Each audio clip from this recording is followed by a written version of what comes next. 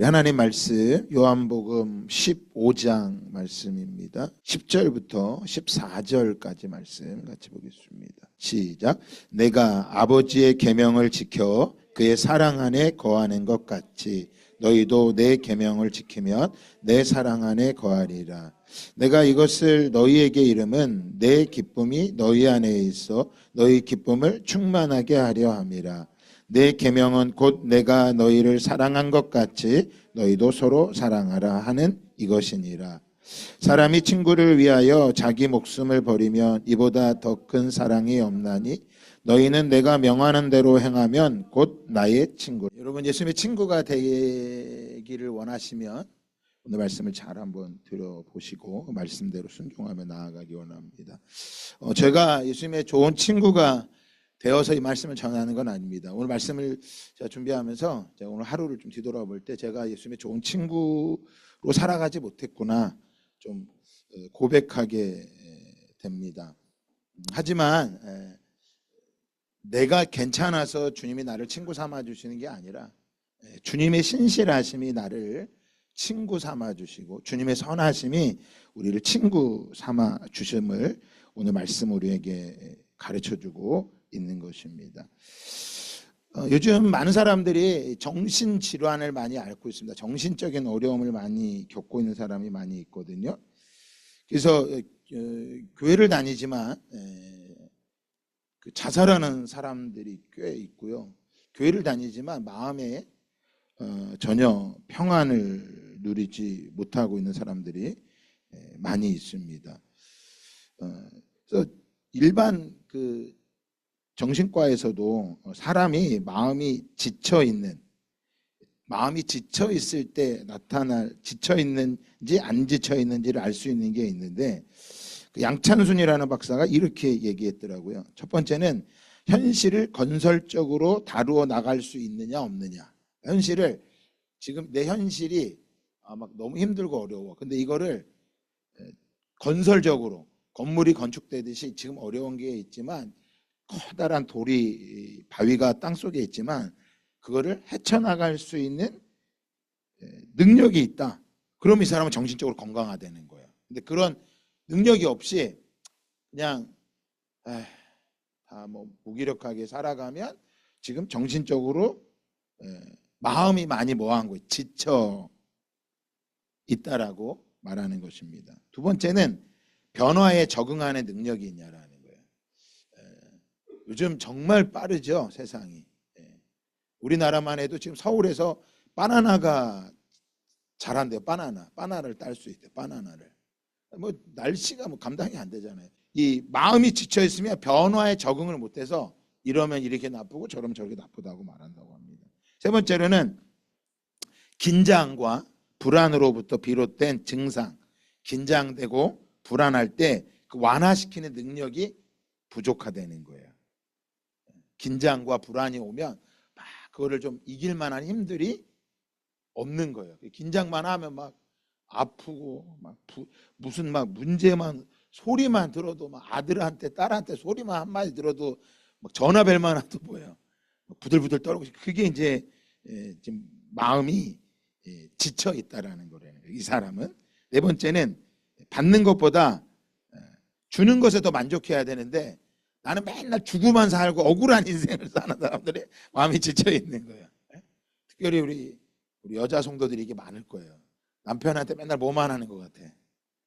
주는 것만 갖고 나는 받는 것도 없고 자식들한테도 못 받고 난 맨날 주고 산다고 느끼고 이걸 맨날 붙잡히면 마음이 지쳐버립니다. 그러면 하나님을 향해서도 어떤 걸 바라볼 수 있을까요? 주님의 선하심 날 인도하시네. 선함은 말은 하지만 주님의 선하심이 전혀 없이 느껴지는 거죠. 주님의 선하심 나를 인도하시네. 전혀 안 느껴지는 거죠. 그러면 종교적인 기계가 되는 거예요, 여러분. 그래서 마음이 지금 지쳐 있다라는 거예요. 한번 따라합시다. 내 마음이 지쳤습니다. 그거를 주님 앞에 뭐 할 수 있어야 돼? 말할 수 있어야 돼. 주님, 제 마음이 지쳤어요. 주님, 제 마음이 지쳤어요. 그걸 고백할 수 있는 것.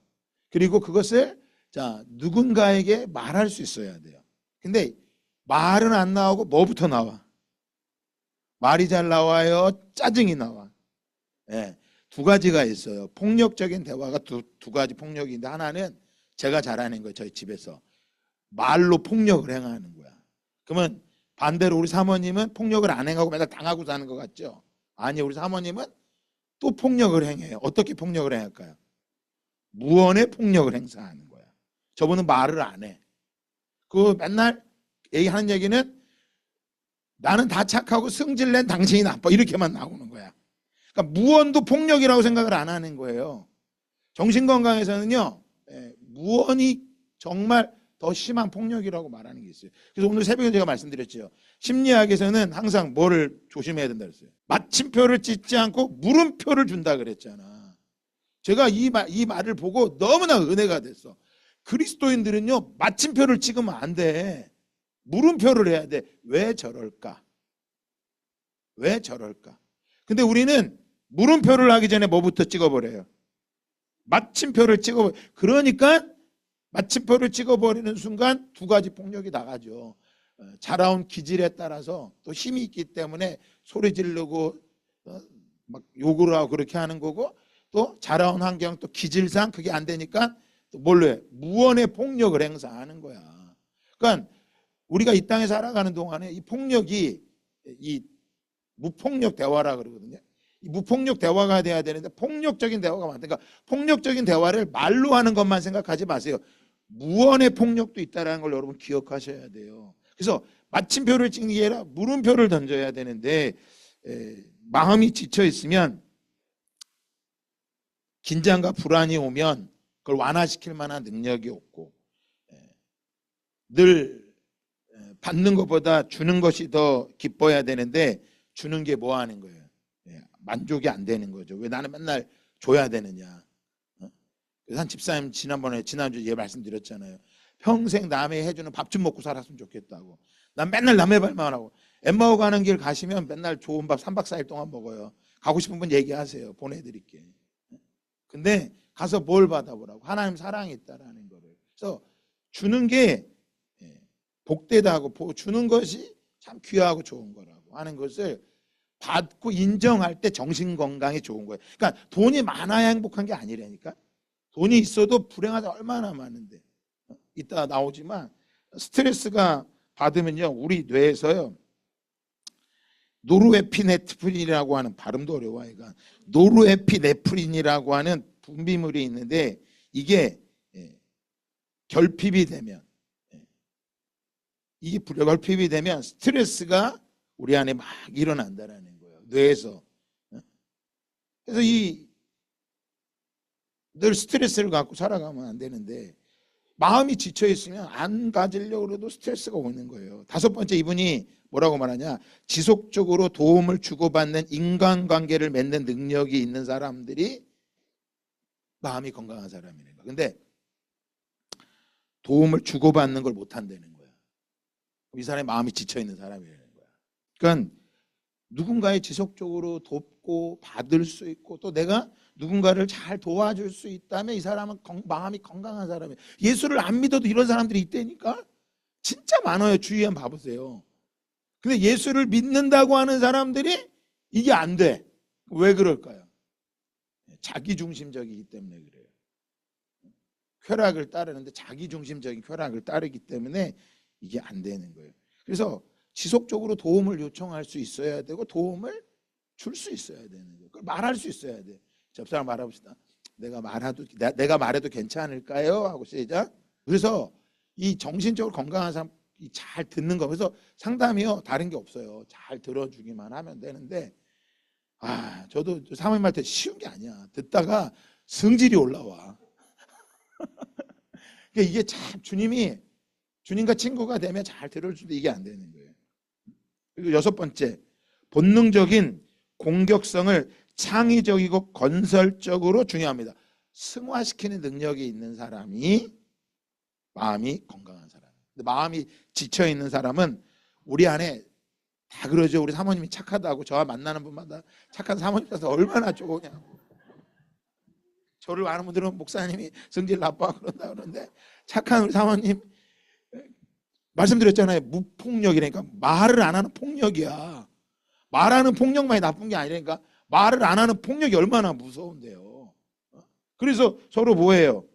도움을 주고받는 관계가 안 되는 거예요. 그래서 본능 안에 다 누구나 공격성을 가지고 있는데 이 공격성을 건설적으로 바꿀 수 있어야 돼. 그러니까 똑같은 말을 해도 사람을 살리는 말을 할 수 있어야 되는데 제가 최근에 이번 주간 새벽기도 하면서 이런 설교를 여러 번 했어요. 한국 교회가 소망입니다. 교회가 희망이에요.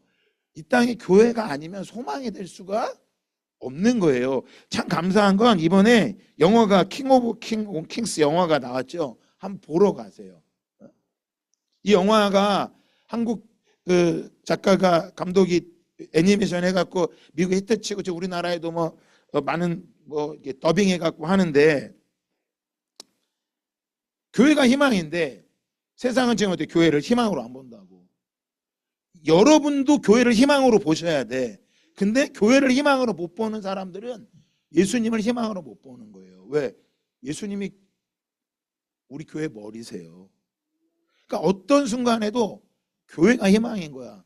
그래서 교회가 희망인 사람은 교회를 소망으로 바라봅니다. 그러나 교회가 희망이 안 된 사람은 교회가 타락한 것만 보는 거야. 여러분, 하나냐도 성전에서 오늘 예레미야 28장에서 말할 거예요. 하나냐도 성전에서 거짓된 예언을 했다니까.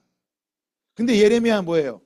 그 핍박과 어려움을 당해도 신실한 예언을 했어. 그건 이사야 때도 마찬가지야. 늘 거짓 선지자와 참 선지자는 함께 활동을 했어요. 그럼 거짓 선지자는 평안을 이야기해. 근데 그 평안을 말하고 싶죠. 저도 평안을 말하고 싶어요. 하지만 평안을 말했을 때 그것이 이루어져야 진짜 선지자가 되는 거야. 하나냐가 성전에서 예언했다니까. 다행히 성도들이 좋아해요. 교회가 타락한 건 여러분보다 제가 더 잘 알아요. 목사들의 타락상은 여러분보다 제가 더 잘 알아. 진짜 제가 더 잘 알아요. 그런데 그렇다고 교회를 끝이다. 여러분 엘리야 때도 하나님 뭐라 했어요? 엘리야 나만 남았습니다. 하나님 뭐라 그랬어요? 바알에게 절하지 않은 7천이 남아있다. 한국 교회도 희망이 왜 희망이냐? 바알에게 절하지 않는 7천이 남아있기 때문에 희망인 거예요. 교회를 바라볼 때마다 등대교회를 바라볼 때도 마찬가지예요. 늘 절망을 바라보는 사람들은요 마음이 건강하지 못한 사람인 거야. 지쳐있기 때문에 그러는 거야.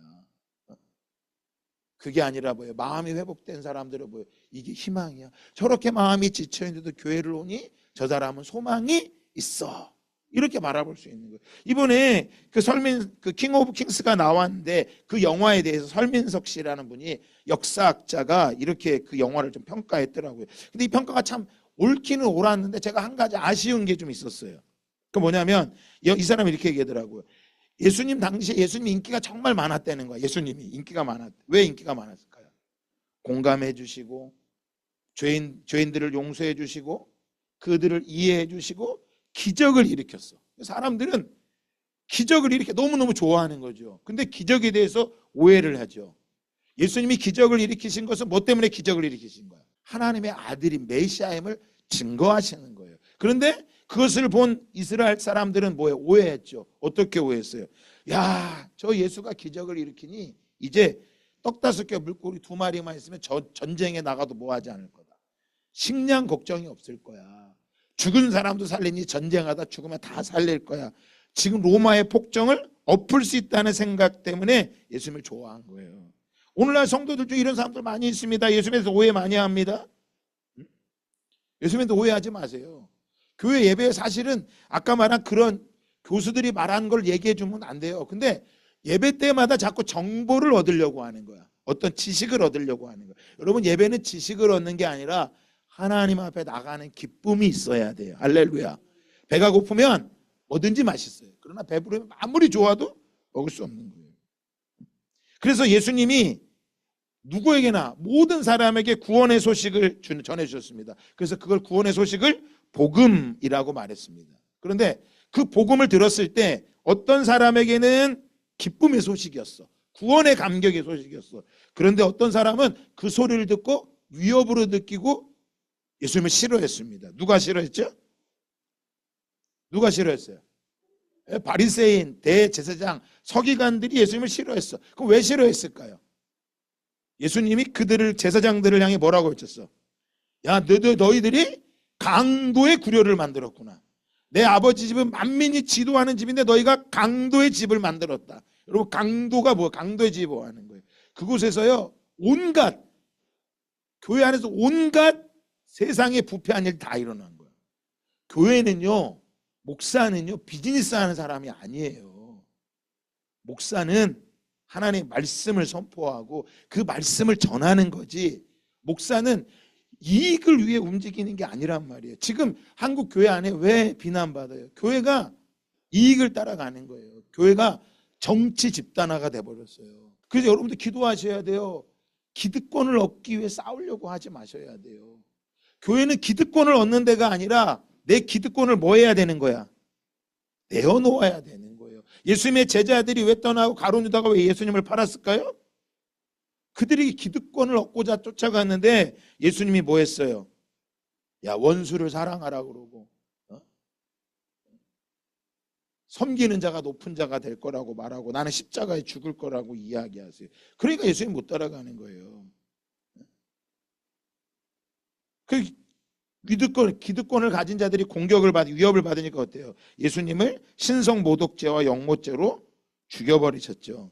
죽여버린 거야, 십자가에서. 그 이 영화를 보면서 그 설민석 씨가 이렇게 얘기하더라고요. 이 영화를 통해 서로를 공감하고 이해하고 사랑하고 세상이 반목과 전쟁으로 얼룩진 세상을 그 예수는 평화로운 세계로 만들려고 했습니다 라고 이렇게 결론을 냈는데, 앞에는 정말 예수를 잘 설명했더라고. 그런데 한 가지 잘 모르는 사람, 이게 모르는 게 있어. 예수님은 무엇을 위해 오셨어요?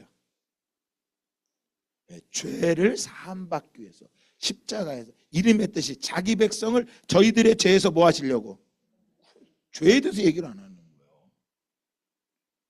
여러분, 마음이 자꾸 지치는 게 무엇 때문일까요? 우리 안에 본능적인 죄성이에요. 공격성이에요.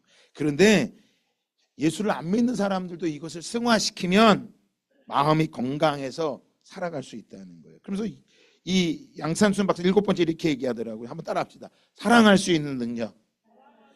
저는 이 말 때문에 이걸 하고 싶어서 전한 거예요. 뭐 한 거냐면 사랑할 수 있는 능력이라는 거예요. 오늘 예수님께서 우리에게 무엇을 말씀하세요? 12절에 보니까 내 계명은 곧 내가 너희를 뭐 한 것처럼 사랑한 것 같이 너희도 서로 사랑하라 하는 이것이니라. 그러니까 예수님을 안 믿는 사람도 마음이 건강한 사람은, 마음이 지쳐있지 않는 사람은 사랑할 수 있는 능력을 갖는데, 자, 우리는 예수를 믿으면 우리에게는 아예 예수님께서 뭐해? 내가 계명은 곧 내가 너희를 사랑한 것처럼 너희도 사랑하게 하는 것이다. 그럼 예수님이 우리에게 주신 계명은 뭐예요?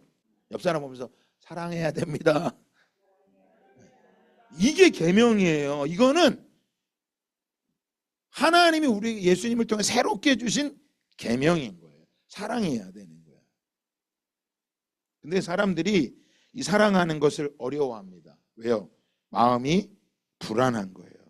그래서 그럼 사람이 왜 이렇게 불안하냐? 시작과 동시에 최고가 되고 싶은 욕구가 있기 때문에 시작을 하면서 최고가 되고 싶은 거야. 그러면 사랑이 안 돼요. 우리 그리스도인들은 최고가 되기 위해서 하는 게 아니라 뭐예요? 사랑하기 위해서. 두 번째로 말합니다. 사람들이 불안한 이유는 시작과 동시에 최고가 되고 싶어하고 새로운 도전을 두려워하는. 그래서 누군가 새로운 사람을 사랑하는 거를 어려워하는 사람들이 많이 있다. 이게 불안한 거예요. 그리고 성공이 없어질까 봐 두려워한대요. 성공이 사라질까 봐. 그러니까 뭐 때문에요? 사랑을 하다가 자꾸 뭘 받았어요? 사랑을 하다가 뭘 받았어요? 상처를 받은 거야. 그러니까 이 상처 때문에 사랑할 수 있는 힘들을 잃어버린 거야. 그런데 관계를 잘 맺는 사람들이 있대요. 관계를. 그 사람이 어떤 사람이냐? 오늘 예수님처럼, 자, 한번 읽어볼까요? 자, 13절 읽어볼까요? 시작. 사람이 친구를 위하여 자기 목숨을 버리면 이보다 더 큰 사랑이 없나니. 14절. 너희는 내가 명하는 대로 행하며 곧. 자, 예수님이 나의 명하는 대로 행하면 나의 친구라는 건 우리도 뭐 하라는 거예요?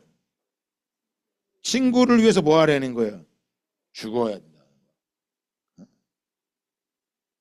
그럼 여러분 친구를 위해 죽을 수 있는 건 뭐예요? 겸손해야 돼요. 그럼 겸손이라고 하는 게 뭐 하는 거예요? 잘 고개를 숙이고 그런 것이 아니라, 자, 심리학에서는 이렇게 얘기하더라고요. 심리학에서 겸손을 뭐라고 얘기하냐면 다른 사람의 말을 들어보려고 하는 자세를 가진 사람이 겸손한 사람이래. 자, 뭐라고요? 예, 근데 우리는 다른 사람 말을 할 때 어떻게 들어요? 어떤 자세로 들어요? 그 사람에게 잘 들어야 되겠다는 자세로 들어야 돼. 말할 때 어떻게 들어요? 이 사람이 A를 얘기하면 나는 그 사람과 대화를 하면 나는 또 무슨 말을 할까 뭐 하는 거예요? 여러분은 안 그러세요? 겸손하지 못한 거예요. 제가 이 글을 보고 야, 내가 겸손함이 없구나. 겸손함은 다른 사람이 있는 이야기를 그대로 들어주려고 하는 자세를 가진 사람이 겸손한 사람이래. 이것을 다르게 말하면 경청을 잘하는 사람이에요. 다른 사람의 이야기를 잘 들어주는 사람. 그게 사람이 겸손한 거예요. 여러분, 예수님이 정말 겸손하셨죠. 삭개오의 말을 그냥 들어주셨어. 다 누구의 말도 들어주셨어요. 우리 마음이 뭐예요? 지쳐 있는 것은요, 누군가가 내 말을 잘 들어주려고 하는 사람들을 못 만난 거야. 말할 때 뭐부터 하려고 그래요? 무슨 얘기를 해줄까? 무슨 얘기를 해줄까? 이게 아니라 그 사람의 말을 있는 그대로 들어주려고 하는 것. 여러분, 거기서 오는 마음의 안식을 얻게 되는데, 사람들이 그 안식을 누리지 못하니까 끊임없이 무엇을요? 또 다른 쾌락을 추구하게 되는데, 사람들이 끊지 못하는 쾌락 5가지가 있다고 합니다. 5위는 디지털에 나오는 야한 영상이래요. 화면을 꺼도 뇌는 여전히 잔상에 남아서 그 야한 영상이 계속 돈대요. 그게 쾌락이라는 거예요. 4번째는 섹스래요. 사람 자체가 아닌 자기 만족에 중독되어서 상대는 없고 나만 살고 싶은 감각만이 남아있는 쾌락이 섹스라는 거예요. 그리고 3번째가 마약입니다. 마약. 이 마약이 얼마나 무서운 쾌락이냐면 현실이 너무나 힘들고 어려워. 그런데 마약은 절대 배신하지 않기 때문에 마약을 하는 순간 모든 고통이 사라진다고 생각 때문에 마약을 한대요. 2번째가 도박이래요. 도박은 한 방에 인생을 바꾼다는 환상에 빠져서 그 한 번을 위해서, 쾌락을 위해서 뭐 하는 거예요? 뇌를 망가진다는 거예요. 첫 번째가 뭐냐? 그럼 1위가 뭐냐? 자, 우리 중에서는 지금 좀 여기 있는 상관이 없을 것 같은데 1위는 정말 우리가 다 가지고 있을 것 같아요. 이거 없다고 말하는 분 없을 것 같아요. 1위가 뭐냐? 권력이래. 권력. 목사님, 나는 권력의 욕망이 없는데요. 그 권력의 쾌락이 얼마나 크냐면 인정과 칭찬의 끝판왕이 권력이래. 인정받고 싶은 거, 칭찬받고 싶은 거, 자기 마음대로 하고 싶은 거. 그러면 이 쾌락을 하면요, 이 쾌락을 통해서 우리 뇌에서 분비물이 나오는데 뭐냐? 도파민이라고 하는 분비물이 나와요. 도파민. 한번 따라서 도파민. 그럼 이 도파민이 나쁜 거냐? 그렇지 않아요. 도파민이 나와야지만 우리 안에 동기부여가 일어나고 성취감이 나오고 기대하는 마음이 일어나요. 그래서 공부를 잘하는 사람들 도파민이 나오는 거예요. 그런데 이 도파민이 잘못된 데 나오면 어디에 빠지는 거예요? 게임과 포르노, 도박에 빠져버린다는 거예요. 그러니까 우리의 뇌가요, 과거에는 이런 것들을 우리가 알지 못했어. 그런데 지금은 이 뇌과학이 발달되면서요, 알게 된 거야. 우리 뇌에서 어떤 동기부여와 성취감이 될 때는 우리 뇌에서 도파민이라고 하는 분비물, 뇌 호르몬이 나와서 내가 목표를 향해 나아갈 때 멈추지 않고 달려갈 수 있는 힘이 생긴다는 거야. 그러니까 우리 청소년들, 우리 의진이 같은 경우 뇌에서 도파민이 나와야지만 뭐 할 수 있어요? 다 목표를 향해 달려갈 수 있어. 근데 그 도파민이 잘못 반응을 하면 어디에 빠지는 거예요? 게임 중독, 포르노 중독, 도박 중독에 빠져버리는 게 바로 이 도파민이라는 거예요. 두 번째, 자, 한번 따라합시다. 세로토닌. 여러분 잘 기억하셔야 돼. 이따 말씀을 중에 나올 거예요. 이 세로토닌이라는 건 어떤 거냐면 우리 몸에서 만족과 평온함이 찾아오면 이 뇌에서 세로토닌이라고 하는 호르몬이 나오는데 이걸 한 번 더 보자면 행복 호르몬이래. 그럼 언제 우리가 이 세로토닌이 있는 사람들은 기분이 좋고요. 수면을 잘 자고요. 사회적인 유대감을 잘 가진 사람들이 이 세로토닌이 잘 나온대. 그러면 이 세로토닌이 부족하면 어떻게 되느냐? 우울증, 불안, 충동적인 행동을 한대. 그러니까 만약에 제가 우리 사모님하고 지내고 있는데 제가 세로토닌 뇌에서 잘 나오면 우리 아내랑 있는 것마도 뭐 할까요? 너무 행복해, 평안해. 근데 이게 부족하면 어떤 행동을 할까요? 충동적인 행동을 하는 거야. 갑자기 소리를 지르고 짜증을 내고 신경질을 내는 거는 저 인간이 뭐가 지금 뇌에서 안 나오는구나. 세로토닌이 안 나오는구나. 근데 이 세로토닌이 언제 나오느냐? 사랑하는 사람하고 있을 때, 자연에 있을 때, 감사할 때, 조용히 명상할 때, 특별히 예배할 때 이 세로토닌이 나온대.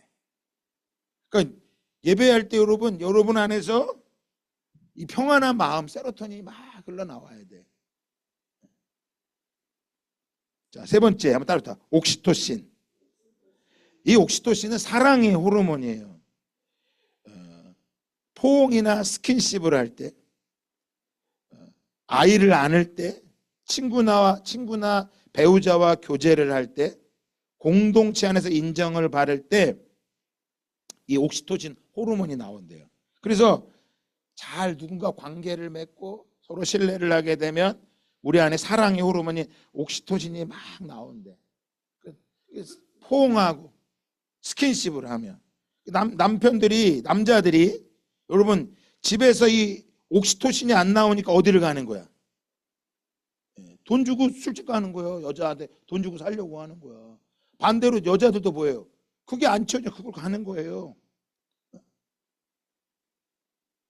이게 결핍이 심화되면요 신뢰가 무너진대. 그래서 모든 사람들을 자꾸 부정적으로 바라보게 된대.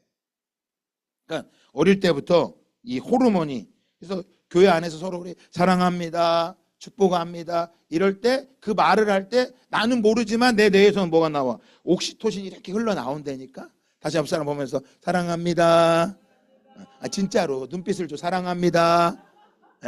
근데 그 감정이 없이 그냥 사랑해. 그래도 그 말을 할 때 옥시토신이 흘러나온대요. 자, 네 번째 엔돌핀. 엔돌핀은요 우리가 잘 알고 있는 천연 진통제와 같은 건데, 자 몰입할 때 오는 그런 막 황홀함이 나온대요. 이 엔돌핀이 언제 나오냐? 막 기분이 좋아질 때, 막 찬양을 막 올려 부를 때, 또 운동 후에 막 쾌감이 찾아오는데 격한 운동을 한 다음에 이 엔돌핀이 막 나온대요. 그럼 여러분, 자, 이 엔돌핀이 우리 몸에도 나와야 되는데, 자, 언제 나오느냐? 우리 주님 말씀하셨어요. 야고보서 1장 2절에 보면 너희가 여러 가지 시험을 만나거든 어떻게 여기라? 온전히 기쁘게 여기라. 로마서 5장 3절에도 환난 중에도 뭐 한대? 즐거워한대. 환난 중에도 뭐 한다? 그럼 어떻게 해야 즐거워할 수 있을까요? 내 뇌에서 뭐가 나와야 돼? 엔돌핀이 막 나와야 돼. 그래야지만 그 환난 속에도 뭐 할 수 있어?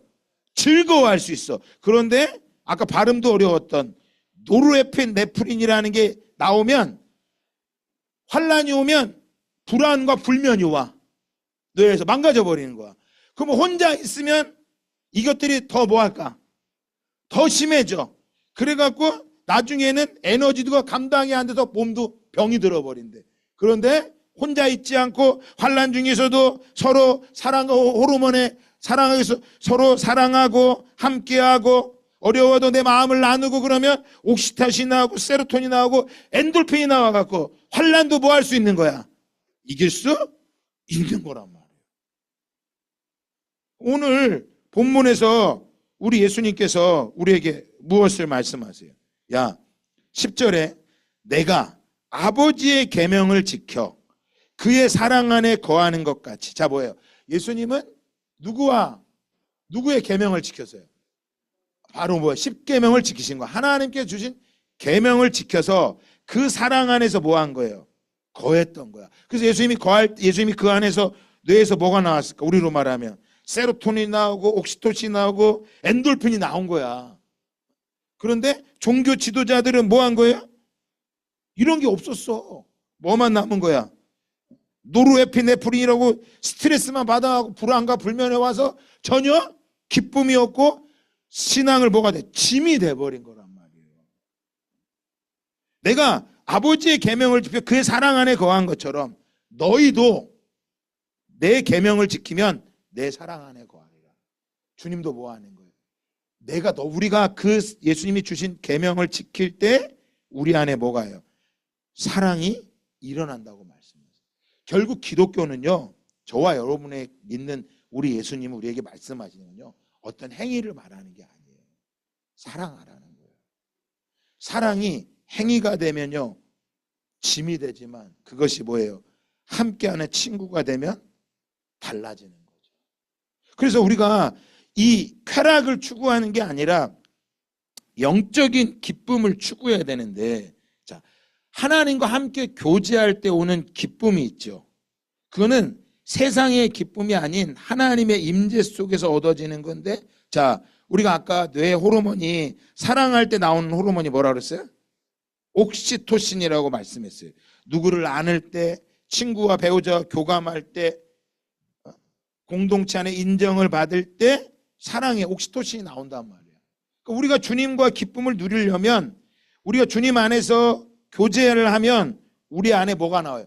옥시토신이 나와야 되는데, 주님과 함께하는 기쁨이 아니라 어떤 걸 추구하면요, 곡식과 포도주를 추구하면 그 옥시토신이 안 나오는 거야. 그래서 시편 4편 4장 7절에 보면 이렇게 말씀하세요. 한번 따라합시다. 주께서 내 마음에 두신 기쁨은 그들의 곡식과 새 포도주가 풍성할 때보다 더하니이다. 자, 우리의 기쁨이 이 시편 기자가 말하죠. 하나님이 우리 마음에 주신 기쁨은 외부의 환경이 아니라 우리 주님과 교제하는 기쁨이다. 뭐 하는 거예요? 옥시토신이 나온다는 거예요. 또한 우리 마음 안에 성령의 열매가 맺힐 때, 자, 뭐가 나올까요? 우리가 세로토닌이 나오는 거예요. 세로토닌. 인위적인 어떤 만들어내려고 하는 게 아니라, 여러분 마약을 하는 이유가 뭐예요? 엔돌핀이, 도파민이 안 나오니까 마약을 통해서 도파민을 뽑아내려고 하는 거예요. 왜 게임이나 도박에 빠지는 거예요? 있어도 안 나오니까 자꾸 그걸 내 뇌에서 강제로 뭐 하려고? 뽑아내려고 하는 거야. 그러니까 여러분 마약을 하면요 3년만 하잖아요. 사람이 죽는데, 폐인이 된대. 지금 캐나다에 가요. 마약이 얼마나 심각한 줄 아세요? 우리 종종 나오죠. 좀비 인간이라 그래. 마약에 중독돼서 이러고 서 있어, 이러고. 자기가 뭔지 모르. 그럼 왜 그러느냐? 뇌에서 강제로 도파민을 끄집어낸 거예요. 포르노 중독이 왜 무서운 거예요? 도파민을 끄집어내려고 하는 거예요. 근데 그것이 그를 조종하게 되고 망가지게 되는 거예요. 그런데 성령의 열매는 뭐야? 사랑과 희락과 화평. 여러분, 사랑과 희락과 화평과 오래 참, 또 자비와 양성과 충성과 온유와 절제니. 여러분, 이 성령의 9가지 열매는 성령께서 우리에게 주시는 기쁨의 열매예요. 그래서 첫 번째 뭐예요? 사랑과 희락과 화평. 3가지는요 나 자신을 위한 열매야. 한번 띄워줘 봐요. 갈라디아서 5장 22절이요. 사랑과 희락과 화평은요 나 자신을 위한 은사야. 하나님 성령께 주시는 뭐야? 사랑하면 네 안에서 뭐가 나와? 세로토닌과 옥시토신이 나올 거야. 네 안에 기뻐해봐. 그러면 네 안에 도파민과 엔돌핀이 나올 거야. 화평. 너 모든 사람과 화평해봐. 그러면 너가 뭐야? 세로토닌, 옥시토신이 나올 거야. 사랑과 희락과 화평은요, 자기 자신을 위한 열매야. 우리 안에서 끊임없이 이 열매를 맺으려고 해야 돼. 그 다음에 뭐예요? 오래 참음, 자비, 양선입니다. 이거는 뭐냐? 다른 지체들과 관계를 맺을 때 필요한 열매야. 다른 지체를 바라볼 때 어떻게 해야 돼? 오래 참아야 돼. 다른 지체를 바라볼 때 뭐 해야 돼? 자비를 줘야 돼요. 마침표를 찍는 게 아니라 물음표야. 왜 저럴까? 질문을 해봐야 돼. 야, 그러면 지금 저 사람이 집에서 뭔가 있었나 보다, 불안한가 보다. 여러분, 이게 말이 쉽죠? 쉽지가 않다니까. 마침표를 찍는 게 훨씬 쉬워. 넌 안 돼. 이렇게 말하는 게 쉬워. 관계. 그런데 그건 자비가 없는 거라고. 다른 사람과 관계를 맺는데 성령의 열매는 오래 참아야 돼. 자비가 있어야 돼. 뭐 해야 돼? 세 번, 그 다음에 뭐예요? 양선이야. 선을 베풀어야 돼. 이게 성령의 열매예요. 그러면 자, 나를 위한 은사가 있고 다른 사람을 위한 은사가 있어. 그러면 마지막 세 가지는 누구를 위한 은사일까요? 누구를 위한 은사일까요? 충성, 온유, 절제, 누구를 위한 열매일까요? 하나님을 위한 열매예요. 하나님께 뭐 하는 거야? 충성해야 돼요. 내일 성경학교 우리 하기로 했는데 이거요? 교회를 위해 하는 거 아니에요. 여러분, 하나님 앞에 충성하는 거예요. 하나님 앞에 하는 거라고. 우리가 하나님 앞에 물질을 드리는 거 누구한테 하는 거예요? 교회 하는 거 아니야. 하나님 앞에 하는 거예요. 착각하는 거예요. 많은 사람들이 이걸 몰라. 충성은 사람은 교회에 하는 게 아니에요. 그래서 교회 충성하다 어느 날 상처받았다고 삐지는 거야. 필요 없다고. 언제 하나 교회 충성하는 거 아니에요. 하나님 앞에 하세요. 하나님 앞에 충성하는 거예요. 또 뭐예요? 온유한 거예요. 온유하세요. 하나님 앞에 나아갈 때 겸손함으로 나아가는 거예요. 절제입니다. 여러분, 하나님 우리에게 뭐 하시기 원하세요? 절제하기를 원하세요. 너의 중심, 너의 쾌락을 위해 살아가는 게 아니야. 그래서 세상의 쾌락은요, 감각적이고 욕망과 환경을 따라가요. 그러나 영적인 기쁨은요, 성령님, 말씀, 하나님과의 관계를 말하는 거예요. 여러분, 세상의 쾌락은요, 어떤 쾌락도 영속적인 게 없어. 일시적이야. 잠깐이야. 그리고 아주 중독적이에요. 여러분, 이 중독이 무서운 게 뭐예요? 종을 삼는 거야. 종으로 조정하려고 하는 거예요. 그러나 영적인 기쁨은 뭐예요? 내 안에 내면하는 만족이 있고 영원한 거야. 그럼 이 영원함과 내면의 만족은 어디서 나와요? 함께 할 때 나오는 거야. 따라합시다. 함께 하는 것이다. 이 세상의 쾌락은 일시적이고 자기 자신을 위한 쾌락이야. 그러나 하나님이 주시는 영적인 기쁨은 너 혼자만의 기쁨이 아니야. 너의 기쁨이 다른 사람의 전염이 돼서 모든 사람과 어떻게 하는 거야? 함께하는 기쁨을 말하는 거예요. 그러면 세상의 쾌락을 쫓아간 사람의 마지막 결과는 어떤 거냐? 자, 공허감이에요. 허무감이에요. 중독이 찾아옵니다. 그래서 자, 내가 종교 생활을 한 사람들은요, 예배를 드려와도 허무해, 공허해. 사단 이걸 가지고 공격합니다. 너 예배 드리는데 남는 게 뭐가 있어? 허무하지 않니? 공허하지 않니? 왜요? 사단이 뭐 때문에? 감각과 욕망을 자극하니까 그러는 거야. 그런데 영적인 기쁨은 어떤 거냐? 결과가 뭘로 나오냐? 내 안에 평안이 찾아옵니다. 감사가 찾아옵니다. 소망이 생기는 거야. 소망. 그래서 스트레스가 왜 일어나느냐? 소망을 잃어버리면 스트레스 못 사는 거예요. 사단이 뭐 하는 거야? 소망을 잃어버리게 만드는 거예요. 마지막입니다. 세상의 쾌락은요, 철저히 자기중심이야. 자기중심적인 거야. 나의 만족, 나의 기쁨. 그러니까 뭐를 해도 누구를 위해서 하는 거야? 나를 위해서 하는 거야. 그러니까 나를 위해 하다가 어느 날 욕망이 끊기면 공허와 허무감밖에 안 나오는 거예요. 여러분, 이게 우리를 무너지게 하는 거, 삶을, 소망을 잃어버리게 만드는 거, 자기중심적인 거야. 그러니까 예배를 드리고 돌아가면 집에 들어가자마자 평안이 보여야 돼요. 감사가 느껴지고요. 소망이 생겨야 되는데 예배를 드리고 왔는데 남편은 똑같고 자식도 똑같고 환경 똑같아. 그 사단이 공격하지요. 야, 너 공허하지 않냐? 허무하지 않니? 그 얘기하세요. 원래 인생은 허무한 거야. 인생은 공허한 거야. 나는 예수와 살 거야. 뭘 얘기하는가? 감각적이고 욕망적인 것을 자극하는 거야. 자기중심적으로 돌아가게 만드는 거예요. 그게 안 채워지면 뭐 하는 거예요? 예배 드릴 필요가 없는 거예요. 그러니까 예배는 나를 위해 예배 드리는 게 아니라 하나님 앞에 서는 거예요. 그 하나님 앞에 서고 난 이후에 함께하는 지체들을 통하여 우리가 그 안에서 기쁨을 누리는 거야. 이걸 세상은 쾌락이라고 말하는 거고 우리는 기쁨이야. 근데 여러분 기쁨이 돼야 되는데 영적인 쾌락을 쫓아가면 큰일 납니다. 영적인 쾌락은 어떤 거? 자극적인 걸 원해. 뭐 해야 돼? 예배를 드리고 나면 뭔가 찌릿찌릿한 게 있어야 되고 예배를 드리고 안수하면 막 자빠지고 쓰러지고 병도 나아야 되고 이건 철저히 쾌락입니다. 자기중심 그게 아니란 말이에요. 사랑은 말씀드렸죠. 옥시토신, 세로토닌은 뭐예요? 그냥 함께하면 나오는 거야. 우리 주님과 함께하면 뭐 하는 거예요? 그냥 저절로 나오는 거야. 이게 신앙인 거예요. 그래서 신앙생활 아주 단순합니다.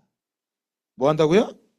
단순해야 돼. 말씀과 기도 속에서 하나님의 임재를 경험하고 성령 충만하고 우리의 죄를 회개하고 은혜 받을 때 하나님 나라를 섬기고 살아갈 때 우리 안에 다른 누군가를 뭐 하고 싶은 그 사랑하고 싶고 섬기고 싶은 마음이 우리 안에 뭐 하는 거야? 일어나는 거예요. 그 안에 내일 성경학교 합니다. 여러분 우리 안에 그런 마음이 일어날 때 교회가 그 아이들이 와도 그 아이들을 책임질 수 있지. 그런 마음 없이 사람은 다 모이면 자식을 낳는데 하나같이 다 집 밖에 모르는 자식 10명 낳아봐요. 얼마나 엄마가 힘들겠어. 그런데 자녀를 기르다 보면 자식 10명 있는 집들 보면 어떻게 기른대? 큰애가 칙칙칙칙 길러갖고 10명 낳아도 싹 기른대잖아. 근데 요즘은 어떻게 하나봐 둘밖에 안 나니까 지들끼리 맨날 힘들게 하는 거야. 근데 우리 예지가 애를 그냥 칙칙칙칙 낳고 짝짝 기르고 나도 길러주고 함께 길러주고 얼마나 좋겠어. 그 기쁨과 소망이 우리 가운데 넘치기를 축복합니다.